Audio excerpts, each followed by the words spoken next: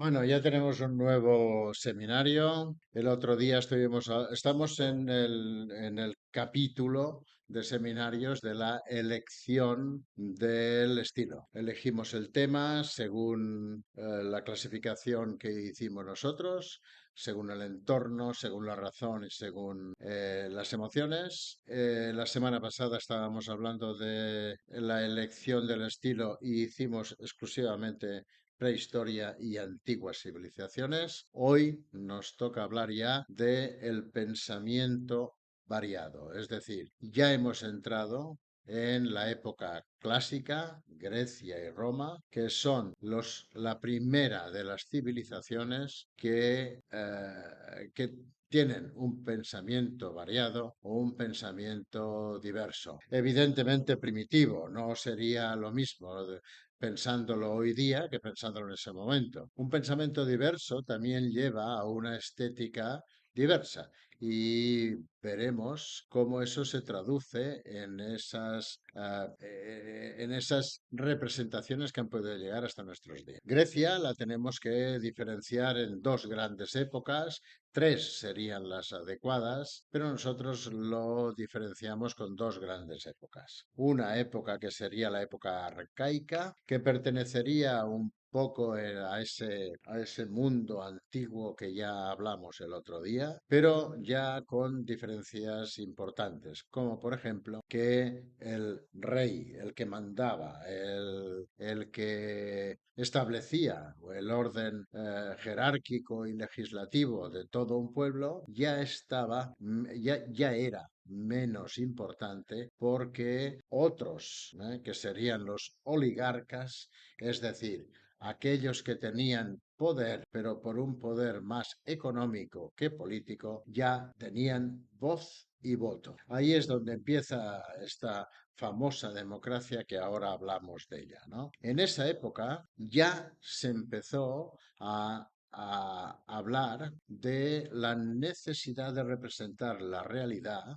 aspecto que anteriormente no se había representado exactamente, pero todavía le quedan rasgos de aquellas últimas civilizaciones antiguas. Aquí tenemos una estatua de un curos o cuoros, que eran estatuas que se posaban encima de las lápidas, o sea, como una lápida encima de los ataúdes, encima de los enterramientos, y representaban que un hombre, una mujer, estaba allí posada eternamente. ¿Cuáles son las características de los coros? La más importante de todas es que ya tiene una proporción, ya tiene una simetría y ya tiene una armonía. Como podéis ver, estas tres características que conformaban el concepto de belleza griego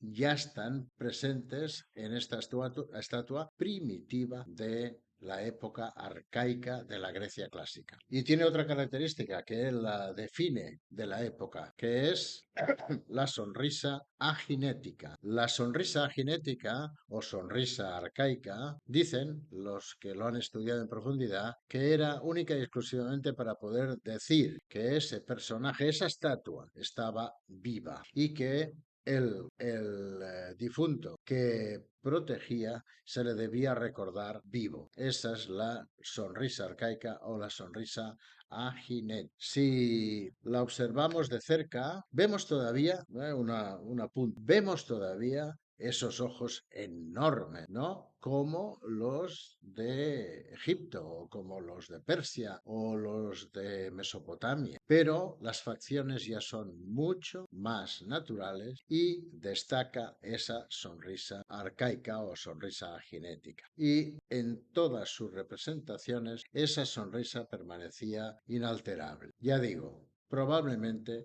para poder determinar que el personaje que estaban representando era un personaje vivo. Y además en esta que estamos viendo es tan vivo que lleva a los hombros un becerro. Por lo tanto, hay que estar vivo para soportar un becerro encima.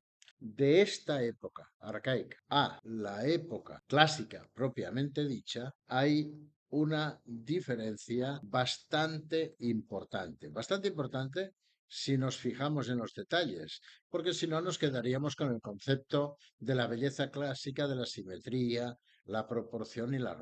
Pero si vemos, por ejemplo, esta Venus, Venus sería el romano, ¿eh? Esto es griego todavía. Y fijaos qué cercanía a la realidad, a la naturalidad e incluso en el movimiento. Difícil para aquella época poder aceptar fácilmente, o sea, para poder representar fácilmente una simetría con movimiento, ¿bien? Y en cambio, aquí, aún ya en el movimiento, es una Afrodita sorprendida en el baño, que por supuesto mantiene esas características de la belleza clásica. Si seguimos ya en la época clásica, este es uno de los representantes, o sea, una escultura más representativa de aquella época en la que la máscara protectora del guerrero se levantaba sobre la cabeza para poder ver las facciones de una cara ya dentro de una naturalidad, también bajo el prisma de la belleza clásica. Si nos vamos a los filósofos, como hemos dicho, era una época de pensamiento variado, por lo tanto, los filósofos, los matemáticos, los astrónomos, etcétera, etcétera, hacían presencia en la sociedad y la presencia era muy bien escuchada porque el pueblo quería, deseaba esa variación en el pensamiento por nuevos horizontes. Este es Sócrates, como sabéis, uno de los primeros de los filósofos que se han referenciado en la actualidad, el maestro de Platón, a su vez Platón maestro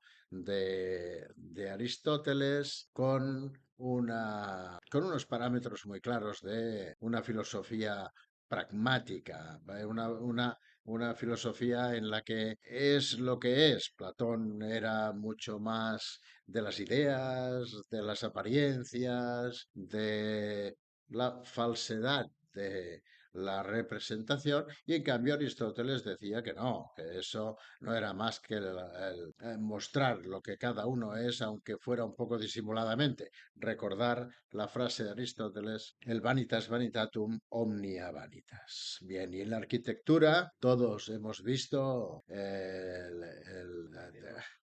el Partenón de Atenas, perdón que no salía, el Partenón de Atenas, cómo está situado, cuál es la arquitectura. Esta arquitectura ya sigue los parámetros de la ley áurea, de la ley universal de proporción, aunque no la supieran descifrar muy bien, pero ahí estaba ya. Los matemáticos como Pitágoras, etcétera, etcétera, eran los que se encargaban de estudiar todas estas cosas y por eso el resultado era el que era, un Partenón impresionante. Bien, si nos vamos a la época romana, ¿qué hicieron los romanos? Los romanos lo que hicieron fue ganar a los griegos, ganaron a los griegos y una vez tienen los griegos derrotados, ellos heredan todo lo que los griegos habían empezado. Y a partir de ahí se funda Roma. En un principio parecía que Rómulo y Remo eran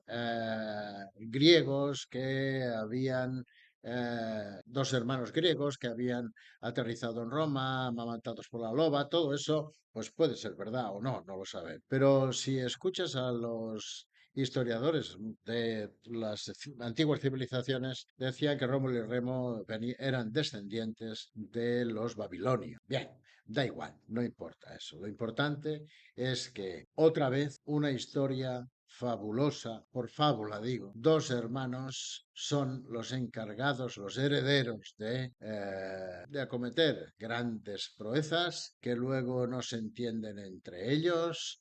Lo estuvimos hablando el otro día con el planeta Nibiru de la leyenda de la implantación de extraterrestres en Sumeria. Bien, pues aquí tenemos una de esas representaciones más y veremos más en la historia venidera. Si nos vamos a observar, ¿no?, cuáles son otras aportaciones de los romanos que incluso superaban a la de los griegos. La gran obra arquitectónica espectacular que tenemos de la época romana es sin duda el Coliseum de Roma. Coliseum de Roma que aún estando caído sigue siendo imponente. Si os fijáis, la arquitectura del Coliseum de Roma ya es una arquitectura que podría ser tranquilamente pues románica o un gótico previo, incluso un renacimiento podría ser, ¿no? Porque el arco de medio punto y la disposición vertical de las columnas una encima de la otra, pues no ha variado mucho, la verdad es esa, ¿no? Y los griegos ya empezaron, los romanos lo perfeccionaron y hoy día pues sigue siendo exactamente lo mismo. Pero incluso vemos en los romanos, bueno, había escogido una imagen que ahora no veo, que es un friso de Agripa, el friso de Agripa o la tumba de Agripa, que si la analizamos un poco es un renacentista, o sea, con el dintel triangular encima, las columnas dispuestas a una distancia inferior, o sea, el inferior quiere decir hacia adentro, sobresaliendo el friso, es decir, tanto griegos como romanos, como después lo que hemos heredado de todos ellos, es verdaderamente interesante. Y lo que es más interesante es que la organización sociopolítica y económica que empezaron los griegos y completaron los romanos sigue siendo hoy la misma. El derecho romano, las leyes que se empezaron a poner para ordenar un pueblo, para ordenar el comercio, para ordenar la producción, cuáles eran los tributos, cuáles deberían ser las penas de los que no lo hicieran correctamente. Es decir, tenían tanta obsesión en el control de un pueblo que no dependía de un totalitarismo, sino que dependía de una democracia, que dispusieron una enorme cantidad de normas y con las normas los castigos para que un pueblo pudiera ser gobernado. Roma, cuando se diferencia el imperio, cuando se diferencia entre Bizancio y la Roma propiamente dicha, que es la Roma occidental, bien, ya pierde algo de fuelle, sobre todo la occidental. ¿Hay diferencias escultóricas, pictóricas de esto? No, realmente no hay muchas diferencias, pero sí empieza una época donde la decadencia del imperio se hace notar en las latitudes más lejanas del imperio, tanto en la parte bizantina como en la parte occidental. Pero se sostuvo mucho más tiempo en la parte bizantina. La estética, más o menos la misma, las leyes las mismas, el pensamiento variado, subyugado a unas leyes y con muchos y muchos placeres para poder mantener un pueblo evadido, es decir, un pueblo que la evasión personal pudiera estar al mismo tiempo evadiéndose y siguiendo la ley. Por eso, todas las diversiones que vemos en la historia y que sabemos por la historia que se hicieron. Aquí traigo un busto de una diosa romana. Como podemos ver, la belleza es lo que más impera. Y si seguimos con la pintura, de la pintura romana prácticamente solo nos quedan los frescos de Pompeya, que gracias al Vesubio lo dejó enterrado y se han conservado hasta la actualidad. Como vemos, la simetría, la proporción, la armonía y la vida que había en según qué lugares. En esta que estamos viendo, ¿no? Es la representación de una escena que suponemos que debía ser muy frecuente, ¿no? Y esta es una boda, por ejemplo.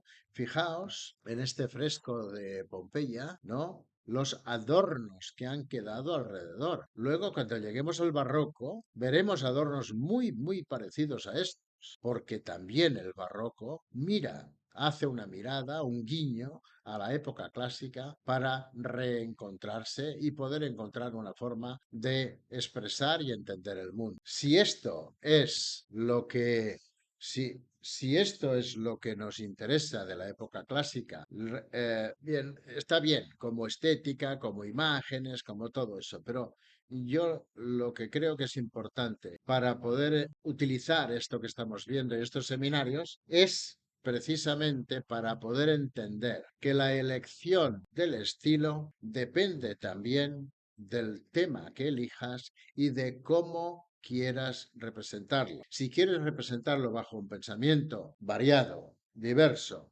como era el pensamiento de la Grecia y la Roma clásica, pues nos podemos referenciar en ello bastante bien. En los próximos seminarios seguiremos con la historia, haremos para el próximo día pensamiento único, único que sería el pensamiento del románico y el gótico, pensamiento único religioso, pero único. Y también veremos cómo la estética es única. Nada más. Hasta la semana que viene.